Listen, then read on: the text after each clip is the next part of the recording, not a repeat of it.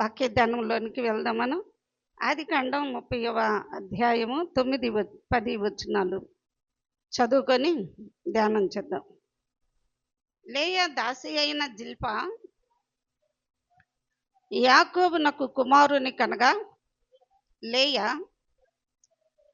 ఇది అదృష్టమే కదా అని అనుకొని అతనికి గాదు అని పేరు పెట్టెను. చాలని ఇక్కడ యాకోబుకి కుమారులు ఎంతమంది? మొత్తం 12 మంది. 12 మంది కుమారులు లేయా, రాహేలు వారిద్దరి దాసీల ద్వారా కలిగారు. ఈరోజు మనం చెప్పుకున్నటువంటి ఈ యొక్క గాదు యాకోబుకు 7వ కుమారుడు. మొదట లేయాకి 4 కుమారులు. ఆ తరువాత రాహేలు తన దాసి అయినటువంటి బిల్హాని యాకోబునకు భారీగా ఇవ్వగా, ఆ యొక్క బిల్హాకి దాను, నప్తాలి 2 కుమారులు. అప్పుడు 6 అయ్యారు కదా. ఇప్పుడు లేయా తనకు కానుపు ఉడుకుట చూసి ఏం చేసింది? తన యొక్క దాసిని తీసుకొని తన భర్తకు భారీగా ఉండటానికి ఇచ్చింది. అప్పుడు ఆ జిల్ప గర్భవతి అయి కుమారుని కనడం జరిగింది. ఆ కుమారునికి లేయా ఏమని పేరు పెట్టింది? గాదు అని పేరు పెట్టింది అనమాట. గాదు ఎందుకు అంటే ఇది అదృష్టమే కదా అని చెప్పి గాదు అని పేరు పెట్టింది. గాదు అనే పేరుకి అర్థం ఏంటి? అదృష్టము. ఈ పేరు ఒక అన్య దేవత పేరు అన్నమాట. అదృష్టము అన్నటువంటి, అదృష్ట దేవి అన్నటువంటి ఒక అన్య దేవత పేరు. అది చూద్దామా? యెషయా గ్రంథం 65వ అధ్యాయము 11, 12 వచనాల్లో మనకు అక్కడ కనిపిస్తూ ఉంటుంది అన్నమాట. అదృష్ట దేవికి పానీయార్పణము అర్పించు వారికి నేను ఖడ్గమును వారికి అదృష్టముగా నియమించితినని దేవుడు చెప్పుచున్నాడు. అదృష్ట దేవికి పానీయార్పాలు అర్పిస్తూ ఉన్నారంట. కాబట్టి దేవునికి కోపం వచ్చేసి దేవుడు ఆ పానీయార్పణము చేస్తున్నటువంటి వారికి దేవుడు ఏం పంపిస్తున్నాడు? ఖడ్గాన్ని అదృష్టంగా నేను పంపిస్తాను అంటున్నాడు. ఎందుకంటే దేవునికి చెందవలసినటువంటి మహిమ, దేవునికి రావలసినటువంటి ఘనత దేవునికి చెందకుండా మరొకరికి దానిని మనం చెల్లించినట్లయితే అక్కడ దేవుని యొక్క కోపము అలాంటి వారి మీదకి దిగి వస్తుందన్నమాట. చాలాసార్లు వాడుక భాషగా చాలా మంది అంటూ ఉంటాం, ఎవరికన్నా ఒక మంచి జరిగిందనుకోండి, ఎవరికన్నా ఏదన్నా ఒక గొప్ప కార్యం జరిగింది, మంచి కార్యం జరిగింది, ఏం చేస్తూ ఉంటారు? చాలా అదృష్టం అంటారు. మంచి భర్త దొరికితే నా అదృష్టం, మంచి భర్త దొరికాడు. లేదు, ఒక మంచి భార్య దొరికితే నువ్వు మంచి అదృష్టవంతుడు అయ్యా, నీకు మంచి భార్యను కలిగి ఉన్నావు. అంతే కదా. మనకి ఏదన్నా అనుకోకుండా ఏదన్నా ఒకటి కలిగినప్పుడు, పొందుకున్నప్పుడు, ఒకటి ఆశీర్వాదంగా మనకు వచ్చినప్పుడు ఏం చేస్తామంటే దానిని అదృష్టంగా భావిస్తూ ఉంటాం. కానీ ఇది దేవుని బిడ్డలకి ఈ మాట ఏమాత్రం కూడా తగదన్నమాట. ఏమనాలి? దేవుని యొక్క కృప వలన నేను దీనిని పొందుకొని ఉన్నాను. దేవుని యొక్క దయ చొప్పున దేవుడు నన్ను ఆశీర్వదించాడు అని చెప్పాలి తప్పనిచ్చి ఇది నా అదృష్టం, లేకపోతే ఇది నీ అదృష్టం, నువ్వు అదృష్టవంతుడివి, నువ్వు అదృష్టవంతురాలివి, లేకపోతే నేను అదృష్టవంతుడిని, ఇలాగా మనం మాట్లాడకూడదు. అది అన్యుల యొక్క ఆలోచన, అన్యుల యొక్క విధానం అన్నమాట. అయితే ఇక్కడ దేవుని బిడ్డలకి ఏదైనా మేలు కలిగినప్పుడు, ఉపకారం కలిగినప్పుడు, ఆశీర్వాదాన్ని పొందుకున్నప్పుడు అది దేవుని కృప, దేవుని ఆశీర్వాదం అని మనం తలంచాలి. ఆ విధంగా మనం ఇతరులకు సాక్ష్యం ఇవ్వాలి. ఎందుకంటే యాకోబు పత్రిక 1వ అధ్యాయం 17వ వచనములో ఉంటుంది, శ్రేష్టమైన ప్రతి ఈవియు పరసంబంధమైనదై జ్యోతిర్మయుడగు తండ్రి యొద్ద నుండి వచ్చును. మనం పొందుకున్నటువంటి ఆశీర్వాదము, మనం పొందుకున్నటువంటి ఆ ఏదైనటువంటి ఆ దీవెన అనేది అది మనుషుల వలన వచ్చేది కాదు, కానీ ఏదో అదృష్ట వసత్తు చేత మనం పొందుకునేది కాదు, కానీ దేవుని యొక్క కృప ద్వారా పొందుకుంటాం. అందుకే కదా సామెతల గ్రంథంలో ఉంటుంది, యెహోవా ఆశీర్వాదము ఐశ్వర్యం ఇచ్చును. యెహోవా ఆశీర్వాదమే మనకు అన్ని విధాలుగా అన్నీ కూడా మనకు సమకూర్చేటువంటి దేవుడు. రోమీలకు రాసిన పత్రిక 8వ అధ్యాయము 28వ వచనంలో కూడా ఉంటుంది. అక్కడ దేవుని ప్రేమించు వారికి, అనగా ఆయన సంకల్పం చొప్పున పిలువబడిన వారికి మేలు కలుగుటకై సమస్తమును సమకూడి జరుగుచున్నవంట. ఎవరికి? ఎవరైతే దేవుణ్ణి ప్రేమిస్తారో, ఆయన చిత్తానుసారంగా జీవిస్తూ ఉంటారో, ఆయనకి ఇష్టలుగా ఉంటారో, అలాంటి వారికి దేవుడు సమస్తాన్ని కూడా సమకూర్చేటువంటి దేవుడు. ఈ అదృష్టమే కదా అని గాదు అన్నటువంటి పేరు లేయా ఆ యొక్క తన దాసి కనిన కుమారునికి పెట్టడం జరిగింది. అయితే ఇక్కడ యాకోబు గాదును గురించి ఏమని ప్రవచిస్తూ ఆశీర్వదించాడు అన్నటువంటి విషయాన్ని చూస్తే, ఇశ్రాయేలీల 12 గోత్రాల వారిని, 12 మంది కుమారులను, ఆ 12 గోత్రాలను యాకోబు కూడా తన అంత్య దినముల యందు వారిని అందరిని కూడా పిలిచి వారి యొక్క దీవెన చొప్పున వారి యొక్క భవిష్యత్తు ఏ విధంగా ఉండబోతుందో పరిశుద్ధాత్మ ద్వారా ఒక ప్రవచన రూపంలో వాళ్ళని దీవిస్తూ ఆశీర్వదిస్తూ వచ్చాడు.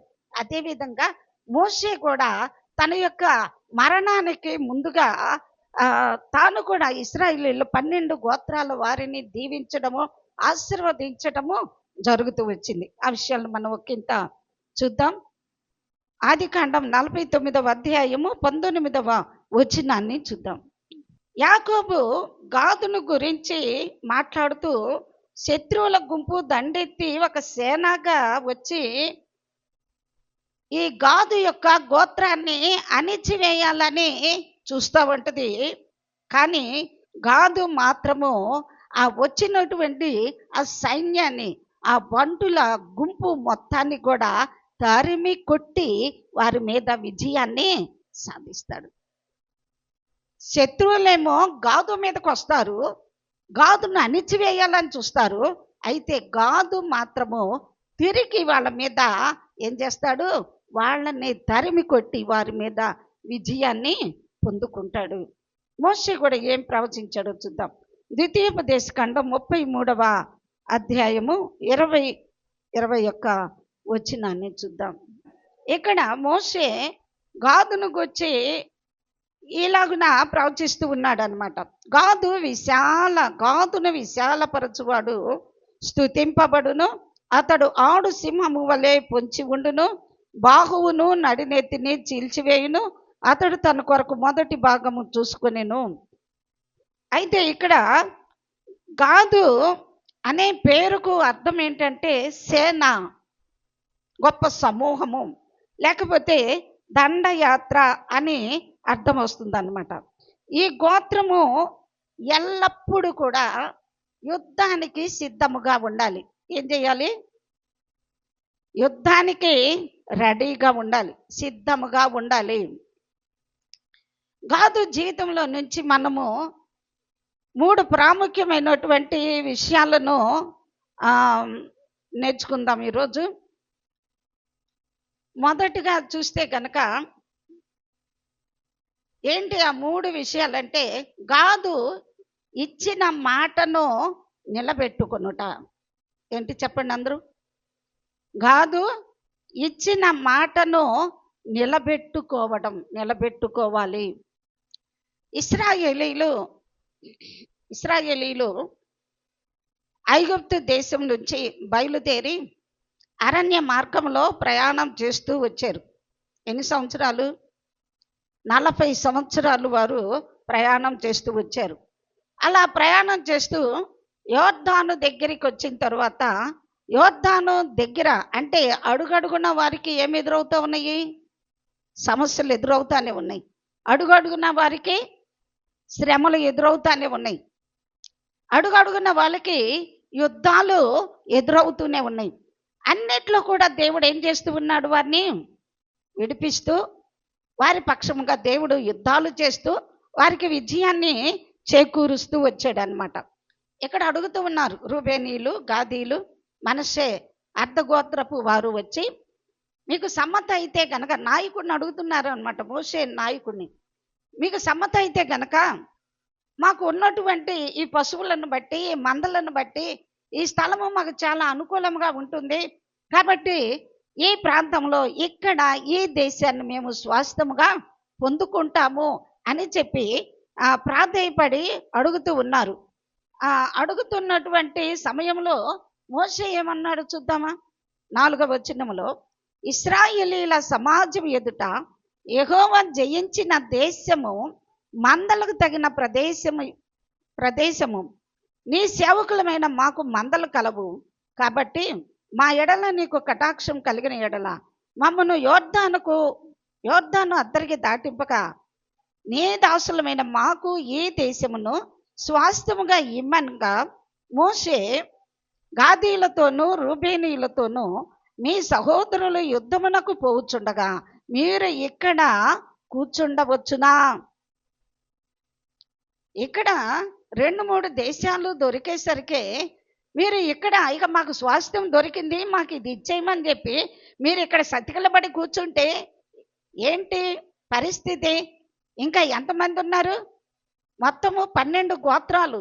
ఇక్కడ 2.5 గోత్రాలకి ఈ ప్రాంతాన్ని ఇస్తే మిగతా 9.5 గోత్రాలు వారికి స్వాస్థ్యము దొరికే వరకు అక్కడ పోరాటం సలపాలి, యుద్ధాలు చేయాలి. యుద్ధ పోరాటాలు ముందున్నాయి. ఇప్పుడు వారిని మీరు బలహీనపరిచేసి వాళ్ళని వదిలేసి మీ మట్టుకు మీరు ఇక్కడ స్వాస్థ్యాన్ని పొందేసుకొని కూర్చుంటే ఏంటా మాట అని చెప్పేసి వారిని కొంచెం నివారింప చూసినప్పుడు వాళ్ళు బ్రతిమలాడుకుంటూ ఉన్నారనమాట. దానికి చాలా వివరణ ఇస్తూ వచ్చాడు అనమాట. ఎందుకంటే వారు ఒకప్పుడు కనాను దేశాన్ని వేగుచుట్టానికి వెళ్ళినప్పుడు కూడా 10 మంది మంచి సమాచారం తీసుకొని వచ్చారు. 10 మందిలో 2 మాత్రమే మంచి సమాచారము తీసుకొని వచ్చారు. మిగతా 10 మంది 12 మంది వెళ్ళారు కదా గోత్రానికి, ఒకళ్ళు పెద్దలు, 2 మంచి సమాచారం తీసుకొచ్చారు, కాలేబు, యెహోషువ. మిగతా 10 మంది 10 గోత్రాల వారు ఏం తీసుకొచ్చారు? నెవుటు సమాచారాన్ని తీసుకుని వచ్చి ప్రజలందరి యొక్క హృదయాలను గలిబిలి చేసేసి వాళ్ళని అందరినీ తిరుగుబాటు చేసేసి మనం ఆ ప్రాంతానికి వెళ్ళలేము, ఆ దేశాన్ని మనం జయించలేము, అక్కడ మేము అనాలికీలను చూసాము, వాళ్ళు చాలా ఉన్నతమైనటువంటి దేహులు, వారి దృష్టికి మేము మిడతల్లాగున్నాము, అంతేకాదు వారి ఎదుట నిలబడితే మా దృష్టికి మేము కూడా మిడతల్లాగే ఉన్నాము, కాబట్టి మన వల్ల కాదు అని చెప్పి ప్రజలందరి చేతుల్ని బలహీనపరిచేశారు. మనుషుల వారి హృదయాల్ని బలహీనపరిచేసరికి అప్పుడు ఏం జరిగింది?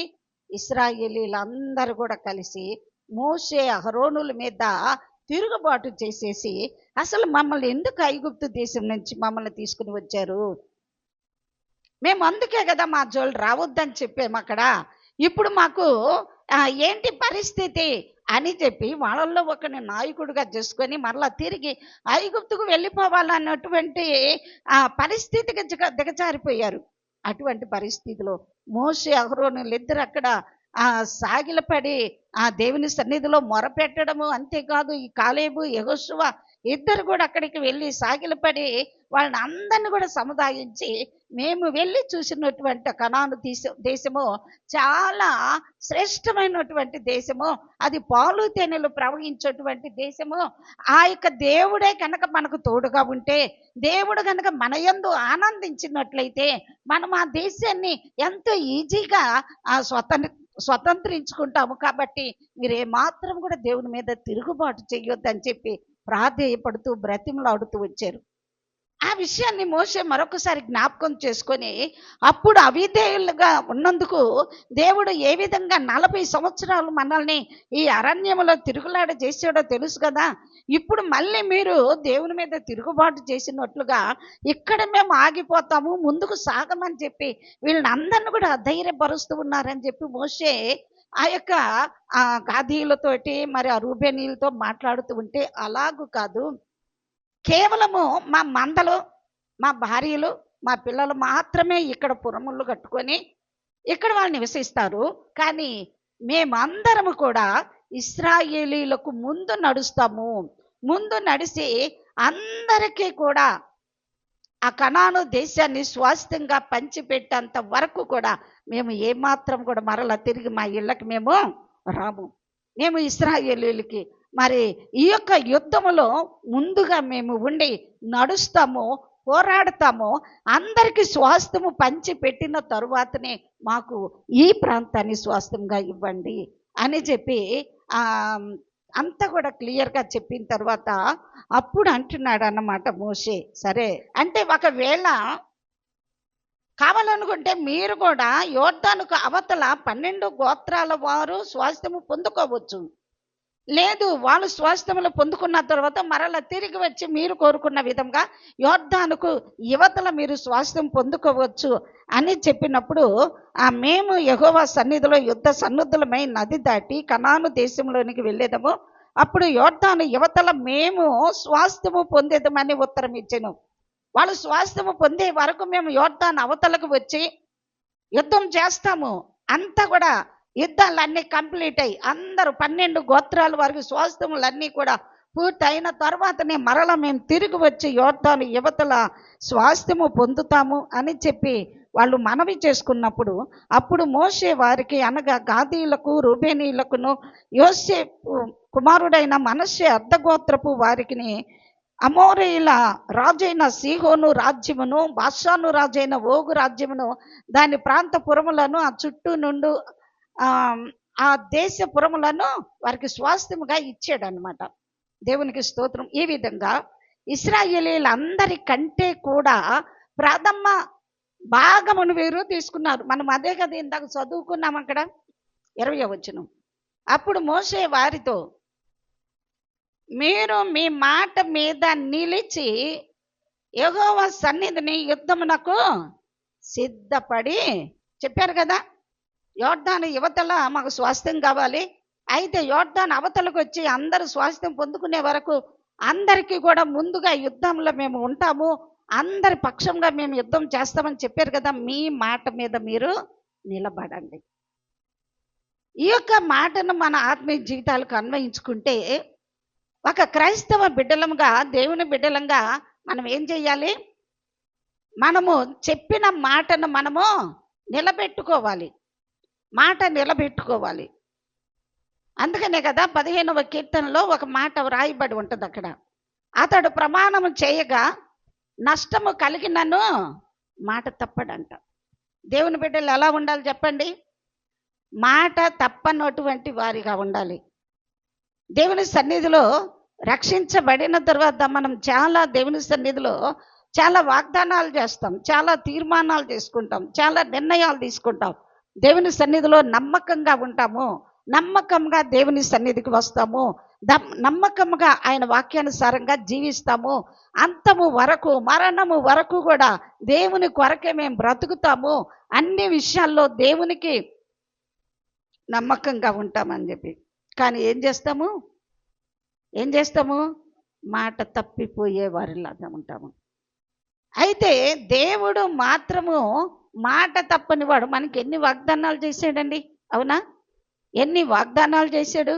కానీ దేవుడు మన పట్ల తన వాగ్దానాలన్నీ కూడా నెరవేరుస్తూనే వస్తూ ఉన్నాడు.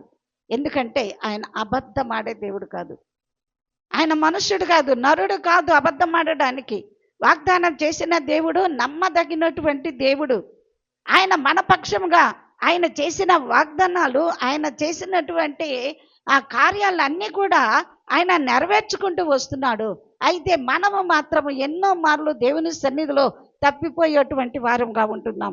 దేవుని సన్నిధిలో ఇదిగో దేవుని సన్నిధికి వస్తాను అని చెబుతాం, కొన్నిసార్లు ఏం చేస్తూ ఉంటాము, తప్పిపోతూ ఉంటాం. ఏదో ఒక సాకులు చెప్తూ ఉంటాం. అన్నీ బాగుంటే, అన్నీ చక్కగా ఉంటే, అన్నీ అనుకూలంగా ఉంటే భక్తి చేస్తూ ఉంటాము. లేకపోతే గనక ఏదో ఒక సాకులు చెప్పేసి వెనక్కి వెళ్ళిపోతూ ఉంటాము. పనుల కాలం వచ్చిందంటే చాలు ఏం చేస్తూ ఉంటాము, మాట తప్పిపోతూ ఉంటాము కదా. కొత్త సంవత్సరంలోకి అడుగు పెట్టాము. ఆ మొదటి రోజు నుంచే, ఆ మొదటి వారం నుంచే ఎన్ని మార్లో దేవుని సన్నిధిలో తప్పిపోయేటువంటి వారిగా ఉన్నాము. దేవుని సన్నిధిలో మనం చేసుకున్నటువంటి తీర్మానాలు ఏమైపోతున్నాయండి, దేవునికి మనం ఇచ్చినటువంటి మాట ఏమైపోతా ఉంది. అంతేకాదు అనేక మందికి కూడా అనేక విధాలుగా మనం మాటిస్తూ ఉంటాము. కానీ ఆ మాటను మనం ఏమాత్రం కూడా నిలబెట్టుకునే వారంగా ఉండము, మాట తప్పే వారంగా ఉంటాం. కానీ దేవుడు మన దగ్గర నుంచి ఏం కోరుకుంటున్నాడంటే మాట తప్పనటువంటి వారముగా మనము ఉండాలి. మోషే అంటాడు, మీరు చెప్పినటువంటి మీ మాటను మీరు మీ పక్షంగా నిలబెట్టుకోండి, లేని ఎడల మీ పాపం మిమ్మును పట్టుకుంటుంది అని చెప్తూ ఉన్నాడు. ఏంటంట, మీ పాపం మిమ్మల్ని పట్టుకుంటుంది. ఒకవేళ మీరు మాట ఇచ్చి దాన్ని నెరవేర్చకపోతే, అంటే మాట నెరవేర్చకపోవటం కూడా ఏంటంటే అది పాపమే. నువ్వు ఒక మాట ఇచ్చి ఆ మాట నెరవేర్చకపోతే అది పాపం. అందుకే మోషే అంటున్నాడు, మీ పాపము మిమ్మల్ని మీరు చెప్పినట్లుగా చెయ్యకపోతే కనుక మీ పాపము మిమ్మును పట్టుకుంటుంది, జాగ్రత్త. యాకోబు పత్రికలో కూడా ఒక మాట ఉంటుంది, 3వ అధ్యాయము 2వ వచనం చదవండి ఒకసారి. మనం అనేక విషయములలో తప్పిపోతున్నాము. ఎవడైనాను మాట యందు తప్పని ఎడల వాడు తన సర్వ శరీరమును తన స్వాధీనమందుంచుకున్నవాడు అగును. ఏం చేయాలంట, మనం అన్ని విషయాల్లో తప్పిపోతున్నాం, ఎన్నో విషయాల్లో తప్పిపోతా ఉన్నాం. కానీ ఎవడైతే మాట యందు తప్పకుండా ఉంటారో వాడు తన సర్వ శరీరమును కూడా తన స్వాధీనమందుంచుకున్న శక్తి కలిగినటువంటి వాడు. మాట తప్పని వారుగా మనం ఉండాలి. దేవుని బిడ్డలైనటువంటి వారు మాట మీద నిలబడేలాగా ఉండాలి, మాట తప్పని వారిలాగా ఉండాలి. అప్పుడే మనము యథార్థవంతులము, అప్పుడే దేవునికి మనము ఇష్టలముగా ఉండగలమన్నమాట. మాట తప్పని వారముగా ఉండాలి. ఇక్కడ గాదీలు అదే పని చేశారండి. మాట మీద నిలబడ్డారు. వాళ్ళు మాట ఇచ్చారు కదా, ఆ మాటను వాళ్ళు నిలబెట్టుకున్నారు. యెహోషువ గ్రంథము చూడండి, యెహోషువ గ్రంథం 22వ అధ్యాయము మొదటి 4 వచనాలు చూద్దాం. అంటే మోషే గతించిపోయాడు, మోషే చనిపోయాడు. మోషే తర్వాత యెహోషువ నాయకత్వం వహించి ఇశ్రాయేలీల్ని నడిపిస్తూ వచ్చారు. వాళ్ళు యోర్దానును దాటిన తరువాత వారు యెరికోను జయించారు. ఇంకా అనేకమైనటువంటి రాజ్యాలను జయించుకుంటా వచ్చారు. అన్ని రాజ్యాలను జయించిన తర్వాత అందరికీ కూడా వారు స్వాస్థ్యములను పంచిపెట్టడం జరిగింది. అందరికీ స్వాస్థ్యములను పంచిపెట్టి పూర్తి చేసేసిన తర్వాత యెహోషువ అంటున్నాడు, ఇప్పుడు రూబేనీలను గాదీయులను మనష్య అర్థగోత్రపు వారిని పిలిపించి వారితో ఇట్లా, నేను యెహోవా సేవకుడైన మోషే మీకు ఆజ్ఞాపించినదంతయు మీరు చేసి ఉన్నారు. దేవునికి స్తోత్రం, హల్లెలూయా. ఏం చేశారంట, మోషే మీకేం చెప్పాడో, యోర్దానికి అవతల స్వాస్థ్యం కావాలనుకుంటున్నారు కదా, మీరు యోర్దాన్ అవతలకు వచ్చి మీరు చెప్పిన విధంగా మీ సహోదరుల పక్షంగా మీరు యుద్ధము చేసి వాళ్ళందరూ స్వాస్థ్యములు పొందుకొని కంప్లీట్ అయిన తరువాతనే మళ్ళా తిరిగి వచ్చి మీరు ఈ యోర్దాను యువతల మీరు స్వాస్థ్యం పొందుకుంటారు అని చెబితే మేము అలాగనే చేస్తామని మాట ఇచ్చారు. ఇప్పుడు ఆ మాట మీద వారు నిలబడ్డారనమాట. ఆ మాట మీద నిలబడి ఏం చేస్తున్న, యెహోవా సేవకుడైన మోషే మీకు ఆజ్ఞాపించినదంతా మీరు చేసి ఉన్నారు, మరియు నేను మీకు ఆజ్ఞాపించిన వాటన్నిటి విషయంలో నా మాట కూడా మీరు విని ఉన్నారు. బహుదినముల నుండి నేటి వరకు మీరు మీ సహోదరులను విడవక మీ దేవుడైన యెహోవా ఆజ్ఞను అనుసరించి నడిచి ఉన్నారు. ఇప్పుడు మీ దేవుడైన యెహోవా మీ సహోదరులతో చెప్పినట్లు వారికి నెమ్మది కలుగజేసి ఉన్నాడు. కాబట్టి మీరు ఇప్పుడు యెహోవా సేవకుడైన మోషే యోర్దాను అవతల మీకు స్వాస్థ్యంగా ఇచ్చిన దేశంలో మీ నివాసములకు తిరిగి వెల్లుడి. ఆ యెఫ్తాను కూడా మనం చూస్తే యెఫ్తా కూడా ఏం చేస్తాడు? అమ్మోనీయుల మీదకి యుద్ధానికి వెళ్ళేటప్పుడు దేవుని సన్నిధిలో ఒక మొక్కుబడి చేసుకున్నాడు. నేనే కనుక నా శత్రువుల మీదకి వెళ్ళి వారిని జయించి విజయోత్సవంతో తిరిగి వచ్చినట్లయితే నా ఇంట నుంచి ఏదైతే మొట్టమొదటిగా బయలుదేరి వస్తుందో నేను దానిని యెహోవాకు దహన బలిగా అర్పిస్తానని చెప్పి మొక్కుబడి చేసుకుంటాడు. అప్పుడు ఏం జరిగింది? ఆ విధంగాని వెళ్ళి విజయాన్ని పొందుకొని మరలా తిరిగి వచ్చినప్పుడు తన ఇంటి నుంచి ఎవరు బయలుదేరి వచ్చారు? ఒక్కగానొక్క కుమార్తె అయినటువంటి తన కూతురు బయలుదేరి వచ్చింది. తల్లడిల్లిపోయాడు. అయ్యో నా కుమార్తె, నన్ను తల్లడింపజేయవారిలో నువ్వు ఒకదానివయ్యావే. నేను యెహోవాకు మొక్కుకొని ఉన్నాను, నేను మాటని వెనక్కే తీసుకోలేను. అప్పుడు కూతురు కూడా అంటుంది, అయ్యా నా తండ్రి, యెహోవాకు నువ్వు మాట ఇచ్చావా? అలాగైతే ఆ మాట ప్రకారంగా నాకు జరిగించు అని చెప్పింది. ఎంత గొప్ప నిజాయితీ కలిగినటువంటి మనసు కదా. ఒక్క కూతురు, ఆమె తప్పితే ఇంకా ఆడ సంతానం మగ సంతానం ఇంకెవ్వరు కూడా లేరు యెఫ్తాకి. కానీ దేవుని సన్నిధిలో మాట ఇచ్చి ఆ మాటను ఏం చేశాడు? నెరవేర్చుకున్నాడు. దేవుని బిడ్డలమైన మనము కూడా ఎప్పుడు కూడా మాట తప్పు వారముగా కాకుండా మాట ఇచ్చి దాన్ని నెరవేర్చే వారముగా ఉన్నప్పుడు తద్వారా దేవుని ఆశీర్వాదాన్ని మనము ఎంతో గొప్పగా పొందుకుంటాం అన్నమాట. మాట తప్పడం కూడా తప్పే, మాట తప్పడం కూడా పాపమే. మాట తప్పినటువంటి సమయంలో రోమీలకు రాసిన పత్రిక 1వ అధ్యాయంలో అక్కడ ఒక లిస్టు కనిపిస్తూ ఉంటుంది. భ్రష్ట మనస్సు కలిగినటువంటి వారు, అక్కడ శరీర సంబంధమైనటువంటి భ్రష్ట మనస్సు కలిగినటువంటి వారి యొక్క లిస్ట్ అక్కడ కనిపిస్తూ ఉంటుంది. ఆ లిస్టులో ఒక తప్పిదము, ఒక భ్రష్ట మనసు ఏంటంటే మాట తప్పటము కూడా ఒక భ్రష్టమైనటువంటి మనస్సు అన్నమాట. ఇటువంటి వారికి పరలోక రాజ్యము లేనే లేదని చెప్పి దేవుని వాక్యం సెలవిస్తూ ఉంది.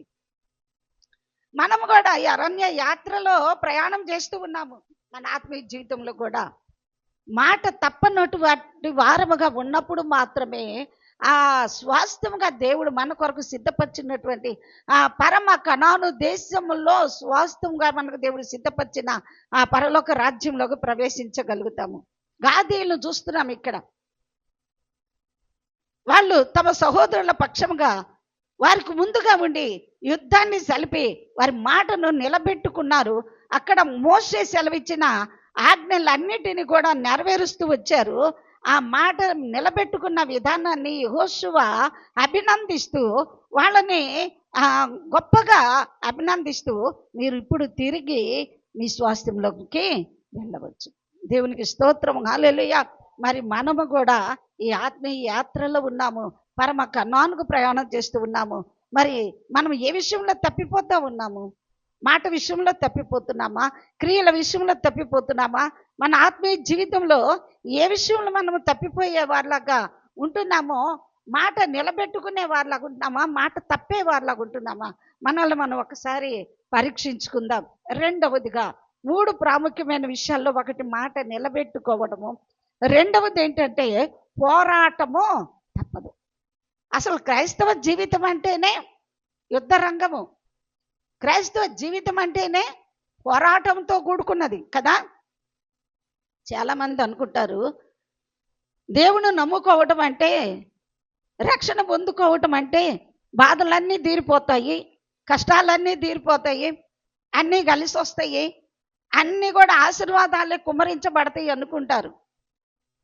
దేవుడు ఆశీర్వదించే మాట నిజమే, కానీ అంతా కూడా మన ఆత్మీయ యాత్ర, మన ఆత్మీయ జీవితం అంతా కూడా సుఖవంతముగానే జరిగిపోతుందని ఏమాత్రం కూడా మనము అనుకోవడానికి లేదు. ఎందుకంటే ప్రభు ముందుగానే చెప్పాడు కదా, లోకములో మీకు శ్రమ కలుగును, అయినను ధైర్యము తెచ్చుకుని నేను లోకమును జయించున్నాను. ఏమంటున్నాడండి? లోకములో మీకు శ్రమ కలుగుతుంది. ఎందుకంటే ఈ లోకం నన్ను ద్వేషించింది, లోకం నన్ను హింసించింది, లోకం నన్ను బాధ పెట్టింది, లోకం నన్ను అవమానించింది. లోకంలో నేను అన్నీ పొందుకున్నాను. నన్ను నమ్ముకున్నటువంటి మీరు కూడా, నన్ను వెంబడిస్తున్నటువంటి మీరు కూడా ఈ లోకంలో అనేక విధాలుగా శ్రమలను ఎదుర్కొంటారు, సమస్యలను ఎదుర్కొంటారు, శోధనలు ఎదుర్కొంటారు. అయినప్పటికీ కూడా ఏం పొందుకుంటారు? విజయాన్ని పొందుకుంటారు. హల్లెలూయా. పోరాటము తప్పదు, కానీ విజయము మాత్రము ఖాయం. విజయము మాత్రం ఎవరికి? దేవుని బిడ్డలైనటువంటి వారికే. క్రైస్తవ జీవితంలో అనేక రకాలుగా పరీక్షలు ఎదురవుతూ ఉంటాయి, పోరాటాలు ఎదురవుతూ ఉంటాయి. వాటన్నిటిలో కూడా దేవుడు మన పక్షముగా ఉండి, మనకు తోడయ్యుండి, మనకు అద్భుతమైనటువంటి రీతిలో సహాయం చేస్తాడనమాట. ఈ యొక్క యెఫ్తా కూడా గాదు గోత్రానికి గాదు యొక్క గోత్ర ఆ వంశానికి చెందినటువంటి వాడు, ఆ వారసత్వాన్ని కలిగినటువంటి వాడు ఈ యొక్క యెఫ్తా కూడా. గిలాదు కుమారుడు ఎవరు? యెఫ్తా గిలాదు యొక్క కుమారుడు. అయితే వేశ్య యొక్క కుమారుడు. గిలాదు భార్యలు గిలాదుకి కుమారులను కన్నారు. ఈ వేశ్య కూడా ఒక కుమారుని కంది. ఆ తరువాత వారు పెరిగి పెద్దవాళ్ళు అయిన తర్వాత యెఫ్తా యొక్క భార్యకు పుట్టినటువంటి కుమారులు అందరూ కూడా ఈ యొక్క యెఫ్తాని ఏం చేశారంటే అవమానపరిచేశారు. ఏమని? నువ్వు వేశ్యకు పుట్టినోడివి, నీకు మా మధ్య ఎలాంటి స్వాస్థ్యము, మా తండ్రి యొక్క ఆస్తిలో, మా తండ్రి యొక్క స్వాస్థ్యంలో నీకు ఎలాంటి స్వాస్థ్యము రాదు. మేము భార్యకు పుట్టినటువంటి వాళ్ళము, నువ్వెక్కడో వేసుకు పుట్టినటువంటి వాడివి, కాబట్టి నీకు ఏమాత్రం కూడా మా మధ్యలో స్వాస్థ్యం లేదు అని చెప్పి నిందించారు, అవమానపరిచారు, రకరకాలుగా మానసికంగా ఒత్తిడి చేశారు, శ్రమ పెట్టారు. అక్కడి నుంచి వెళ్ళగొట్టేశారు. ఎవరిని? యెఫ్తాని. సరే, ఆ బాధలన్నీ తట్టుకోలేక యెఫ్తా అక్కడి నుంచి పారిపోయాడు. ఎక్కడికి? టోబు దేశానికి పారిపోవటం జరిగింది. ఆ పారిపోయిన తరువాత కొన్నాళ్ళకి ఈ అమ్మోనీయులు అందరూ కలిసి గిలాదు దేశం మీదకి యుద్ధానికి వచ్చేసారు. యుద్ధానికి వచ్చి దండులు తీరి అక్కడ ఉన్నప్పుడు వీళ్ళకి ఒక్కళ్ళకి కూడా సత్తా లేదు వాళ్ళ మీద యుద్ధానికి వెళ్ళడానికి. ఏం చేశారు? భయపడిపోయారు. వాళ్ళలో ఒక్కడు కూడా ధైర్యంతో సాహసించి యుద్ధానికి వెళ్ళడానికి భయపడిపోయి ధైర్యం లెక్క ఎక్కడికి వెళ్ళారు? యెఫ్తా ఎవరు? పరాక్రమం కలిగినటువంటి బలాఢ్యుడు, పరాక్రమం కలిగినటువంటి వాడు. కాబట్టి ఇప్పుడు అతని యొక్క సామర్థ్యము, అతని యుద్ధ నైపుణ్యత, అతని యొక్క ధైర్యము ఇవన్నీ ఎరిగినటువంటి ఈ గిలాదు కుమారులు అందరూ కూడా కలిసి ఎక్కడికి వెళ్ళారు? ఇప్పుడు యెఫ్తా దగ్గరికి వెళ్ళారు, ఎత్తుకుంటూ ఎక్కడ ఉన్నాడా అని. అక్కడికి వెళ్ళి ఇట్లాగా అమ్మోనీయులు వచ్చేసారు, మన దేశం మీదకి, మన ప్రాంతం మీదకి యుద్ధానికి వచ్చేసారు, కాబట్టి నువ్వొచ్చి మా పక్షముగా వాళ్ళతో యుద్ధం చేస్తే నువ్వే మా మీద అధికారిగా ఉంటావు, నువ్వే మా మీద న్యాయాధిపతిగా ఉంటావు అని చెప్పి పిలుస్తూ ఉంటే నన్ను మేము దగ్గర నుంచి ఎల్లగొట్టేశారు.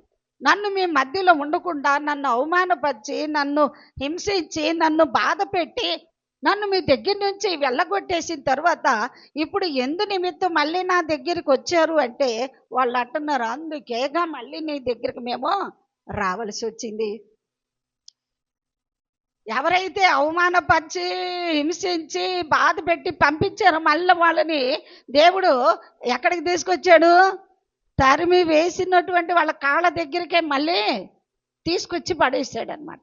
ఇప్పుడు నువ్వే మా మీద అధికారిగా ఉంటావు, నువ్వే మాకు న్యాయాధిపతిగా ఉంటావు, కాబట్టి నువ్వు వచ్చి వాళ్ళతో యుద్ధము చెయ్యమని చెప్పి బ్రతిమలాడుతూ ఉంటే సరేనని చెప్పి యెఫ్తా బయలుదేరి వెళ్ళి ఆ యొక్క శత్రువులతోటి మొదట మాటలతో సమాధాన పడాలనుకున్నాడు. వాళ్ళు మాటలకు కాదు కానీ మేము యుద్ధానికే సిద్ధం అని చెప్పారు కనుక ఏం చేశాడు? దేవుని సన్నిధిలో మొక్కుబడి చేసుకొని ప్రార్థన చేశాడు. ప్రభువా, ఇదిగో నీ పక్షముగా, నీ ప్రజల పక్షముగా ఈ అమ్మోనీయుల మీదకి నేను యుద్ధానికి వెళ్తున్నా, వాళ్ళని అందరినీ నాకు నా చేతికి అప్పగిస్తావా? నువ్వు కనుక వాళ్ళ మీద నాకు జయమిస్తే, వాళ్ళ మీద నాకు నువ్వు విజయం ఇస్తే, నేను నా ఇంటి నుంచి ఏది మొదటగా వస్తుందో దాన్ని నేను దహన బలిగా అర్పిస్తాను, బలిస్తాను అని చెప్పి మొక్కుకున్నాడు. దేవుడు యెఫ్తా పక్షముగా ఉండి ఏం చేశాడు? అమ్మోనీయుల మీద గొప్ప విజయాన్ని ఇచ్చాడు. ఇప్పుడు అతడు ఏమయ్యాడు? అక్కడ న్యాయాధిపతిగా కొన్ని సంవత్సరాలు వాళ్ళ మీద న్యాయాధిపతిగా ఉండి వాళ్ళ పక్షంగా న్యాయం చేస్తూ వాళ్ళ పక్షంగా యుద్ధాలు చేస్తూ వచ్చాడు. ఎఫెసీయులకు రాసిన పత్రికలో కూడా ఉంటుంది 6వ అధ్యాయంలో. ఏంటి? మనము పోరాడునది శరీరులతో కాదు, కానీ ఎవరితో పోరాడుతున్నాం? ప్రధానులతోనూ, అధికారులతోనూ, ఇంకా ఈ లోక సంబంధులైన లోకనాథులతోనూ, దురాత్మల సమూహంతో మనము పోరాడుతున్నాం. ఈ పోరాటానికి మనకు కావాల్సిన ఆయుధాలు ఏంటండి? మామూలుగా యుద్ధానికి వెళ్ళే వాళ్ళకి ఏముంటాయి? కత్తులు, బల్యాలు, ఈటెలు ఇవన్నీ ఉంటాయి కదా. మరి మనకేం కావాలి? మనం ఏ యుద్ధంలో ఉన్నాం? ఏ పోరాటంలో ఉన్నాం? మనం పోరాడేది ఎవరితోటి? మనుషులతో కాదు. ఎవరితో పోరాడుతున్నాం? ప్రధానులతో, అధికారులతో, లోక సంబంధులైనటువంటి మనుషులతో, ఆకాశ మండలంలో ఉన్న దురాత్మల సమూహాలతో పోరాడుతూ ఉన్నా. ఆ దురాత్మల సమూహాలే ఈ ప్రధానుల్లోకి, లోకనాథుల్లోకి, వీళ్ళందరిలోకి జ్వరపడి ఏం చేస్తూ ఉంటాయి? కొన్నిసార్లు మన కుటుంబంలో, మన కుటుంబ సభ్యుల్లో కూడా, ఇరుగు పొరుగు వారిలో కూడా దూరి ఏం చేస్తూ ఉంటాయి? పోరాటాన్ని కలుగు చేస్తూ ఉంటాయి. వాళ్ళతో మనం పోరాటానికి మనకు కావాల్సిన ఆయుధాలు ఏంటంటే, ప్రార్థన అనే ఆయుధం కావాలి, వాక్యము అన్నటువంటి ఆయుధము కావాలి, విశ్వాసం అన్నటువంటి ఆయుధము కావాలి, సత్యము అన్నటువంటి ఆయుధము కావాలి. దేవుని సన్నిధిలో ఈ విధంగా మెలకువ కలిగి ప్రార్థనతోనూ, వాక్యముతోనూ, పరిశుద్ధతతోనూ, సత్యముతోనూ, విశ్వాసముతోనూ దేవుని సన్నిధిలో పోరాటం చేయాలి. ఇవే మన ఆయుధాలు. దేవుని సన్నిధిలో ఎప్పుడైతే మెలకు కలిగి మనం ప్రార్థన చేస్తామో, దుష్టుడు ఏ విధంగా, ఏ రూపంలో, ఏ దిక్కు నుంచి మన మీదకి వచ్చినప్పటికి కూడా మనము ఆత్మ సంబంధమైన యుద్ధ సన్నద్ధులమై మెలకువ కలిగి దేవుని సన్నిధిలో ప్రార్థన చేసేవారుగా ఉండాలి. దేవుని వాక్యాన్ని చదివేవారుగా ఉండాలి. ఏంటంటే ఇక్కడ యోర్దాను వంటి కఠినమైనటువంటి వాతావరణం, యోర్దాన్ అంటే అక్కడ ఉన్నటువంటి ఆ ప్రజలు, ఆ యోర్దాను చుట్టూ ప్రక్కల ఉన్నటువంటి ఆ సరిహద్దుల్లో ఉన్నటువంటి ప్రాంత ప్రజలందరూ కూడా అమోరీయులు, ఇంకా కనానీయులు, ఇంకా రకరకాల జాతుల వారు అక్కడ ఉంటూ వచ్చారు కదా. వారందరూ కూడా ఎప్పుడు కూడా సరిహద్దుల్లో గాదీయులతోటి పోరాటమేనమాట. ఇశ్రాయేలీయులతో పోరాటమే జరుగుతూ ఉంటుంది. ఆ పోరాటము సలపాలంటే ఏం చేయాలి? ధైర్యము కావాలి. ఏం కావాలి చెప్పండి? ధైర్యము కావాలి. ధైర్యం లేకపోతే ఏమవుతుంది? పారిపోయే పరిస్థితి వస్తుంది. సింహము గుండె వంటి గుండె కలిగినటువంటి వారన్నమాట గాదీలు. చదవండి 12వ అధ్యాయము దినవృత్తాంతములు, మొదటి దినవృత్తాంతములు 12వ అధ్యాయము 8వ వచనం. గాదీయులలో చూడండి, గాదీయులలో పరాక్రమశాలులు కొందరు అరణ్యమందు దాగి ఉన్న దావీదు నొద్దకు చేరిరి. వీరు డాలును ఈటెను ఓడుకు చేయగల యుద్ధ ప్రవీణులు, సింహముఖము వంటి ముఖము గలవారును, కొండలలో ఉండు జింకలంత పాద వేగము కలిగినటువంటి. చూడండి గాదీల గురించి ఏమి చెప్పబడుతూ వచ్చిందో ఇక్కడ. యుద్ధ ప్రవీణులంట వీరు, పరాక్రమశాలులంట, సింహ ముఖము వంటి ముఖము కలిగినటువంటి వారంట, కొండలలో ఉండే జింకలంత పాదవేగం కలిగినట్టు. ఎంత చురుకైనటువంటి వారండి. మనము కూడా ఆత్మ సంబంధమైన యుద్ధ ప్రావీణ్యత కలిగినటువంటి వారముగా ఉండాలి. అటువంటి సింహము వంటి ధైర్యం కలిగినటువంటి వారముగా ఉండాలి. సామెతల గ్రంథంలో ఉంటది కదా, నీతిమంతులు సింహము వలె ధైర్యముగా ఉంటారంట. మనం ఎప్పుడైతే దేవుని సన్నిధిలో నీతిగా జీవిస్తామో, భక్తిగా జీవిస్తామో, యథార్థంగా జీవిస్తామో, పరిశుద్ధంగా జీవిస్తామో, అప్పుడు మనము దేవుని సన్నిధిలో ఎలా ఉంటామండి? ధైర్యము కలిగినటువంటి వారముగా ఉంటాం. ధైర్యం కలిగినటువంటి వారముగా ఉంటాం. ఆత్మ సంబంధమైనటువంటి యుద్ధ ప్రావీణ్యత కలిగినటువంటి వారముగాను జింకలంతా చురుకైనటువంటి వారుగాను, దేవుని సన్నిధిలో పరాక్రమం కలిగినటువంటి వారుగా దేవుడు మనల్ని అందరినీ కూడా చేయునుగాక. దేవునికి స్తోత్రం, హల్లెలూయా. కాబట్టి ఈ గాదీల్లో నుంచి 3 విషయాలు నేర్చుకున్నాం. ఒకటి, మాట నిలబెట్టుకున్నటువంటి నిజాయితీ కలిగినటువంటి వారుగా ఆ స్వాస్థ్యాన్ని పొందుకున్నటువంటి వారుగా చూస్తున్నాం. రెండవదిగా, పోరాటములో ధైర్యంగా నిలబడి శత్రువుల మీద యుద్ధాన్ని సలిపి విజయాన్ని సాధించినటువంటి వారిగా. మూడవది, సింహము వంటి ధైర్యము కలిగినటువంటి వారిగా మనం చూస్తూ ఉన్నాం. దేవుని సన్నిధిలో దేవుని బిడ్డలమైన మనము కూడా ఆత్మ సంబంధమైనటువంటి జీవితాన్ని జీవించే విధానములో మాట తప్పని వారుగా ఉండాలి. శత్రువుతో ఎప్పుడు కూడా పోరాటము చేయడానికి మెలకు కలిగి యుద్ధ సన్నద్ధులముగా ఉండాలి. ఇంకా సింహము వంటి ధైర్యము కలిగినటువంటి వారిగా ఉండాలి. ఎటు నుంచి శత్రువు వచ్చినా కూడా వెంటనే వారి మీద దాడి చేయటానికి. ఏ దాడి? ఆత్మ సంబంధమైనటువంటి ప్రార్థన, వాక్యము అన్నటువంటి వీటిని మనం చేత పట్టుకొని అపవాది సాతానుతోటి మనము పోరాడి జయించేటువంటి వారముగా ఉండాలి. ఇటువంటి గొప్ప లక్షణాలను ఎప్పుడైతే మనం కలిగి ఉంటామో, దేవుడు మన కొరకు సిద్ధపరిచినటువంటి ఆ పరమ కనాను రాజ్యములో గొప్ప స్వాస్థ్యమును మనము పొందుకొని సదాకాలము దేవునితో కూడా మనము యుగ యుగాలు జీవించగలము. దేవునికి మహిమ కలుగును గాక.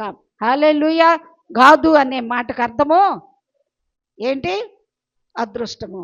అదృష్టము అనేది లేయా పెట్టినటువంటి మాట. కానీ యాకోబు అంటున్నాడు, గాదు ఏం చేస్తాడంట? పరాక్రమశాలుడుగా, యుద్ధ నైపుణ్యుడుగా, యుద్ధానికి ఎప్పటికప్పుడు సిద్ధంగా ఉంటాడు. శత్రువుల గుంపు, బంటుల గుంపు గాదును కొట్టడానికి ప్రయత్నం చేస్తూ ఉంటుంది. ఎప్పుడు దాడులు జరుగుతూనే ఉంటాయి. కానీ గాదు మాత్రము ఎప్పుడు కూడా నిద్రపోతూ ఉండడు. కానీ చురుకుగా, మెలకుగా ఉండి ఎప్పుడు కూడా యుద్ధానికి రెడీగా ఉండి ఏం చేస్తాడు? శత్రువు యొక్క మడిమను కొట్టేవాడిగా, శత్రువులను జయించేవాడిగా ఉంటాడు. గాదు మాట తప్పని వాడిగా ఉన్నాడు. శత్రువులతో విజయంతో పోరాడేవాడుగా ఉన్నాడు. సింహం వంటి ధైర్యం కలిగిన వాడుగా ఉన్నాడు. అటువంటి కృప దేవుడు మనకందరూ కూడా దయచేయను గాక. ఈ గొప్ప లక్షణాలు మనమందరం కూడా కలిగి ఉండి దేవుని నమ్మని మహిమపరుద్దాం. దేవుడి మాటలు మనం వీటిలో నెరవేర్చును గాక. ఆమేన్. ప్రార్థన చేసుకుందాం.